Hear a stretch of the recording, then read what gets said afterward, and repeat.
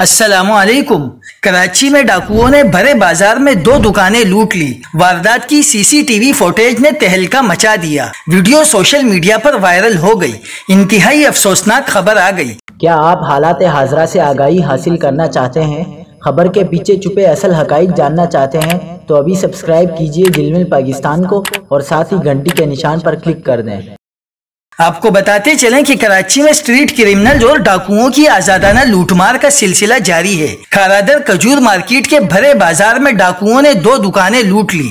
खारादर थाने के इलाके old city area खजूर मार्केट में दिन दहाड़े मुसल्लह मुलजिमान की जानिब से आजादाना तौर पर लूटमार की गई। फुटेज में देखा जा सकता है कि मुसल्लह मुलजिमान भरे बाजार में आजादाना तौर पर लूटमार करते रहे। एक दुकानदार ने डाकुओं को देखकर अपने गले से कैश दाएं बाएं छुपाना शुरू कर दिया था, लेकिन मुसल्लह मुलजिमान 2 दुकानें लूटकर तसल्ली के साथ फरार हो गए। एसएचओ खारादर नंदलाल ने बताया है कि वारदात चंद रोज कबल हुई है। पुलिस ने मुलजिमान की तलाश शुरू कर दी है। पुलिस ने मुतासिरा दुकानदारों से राब्ता भी किया, लेकिन किसी भी दुकानदार ने FIR दर्ज नहीं करवाई।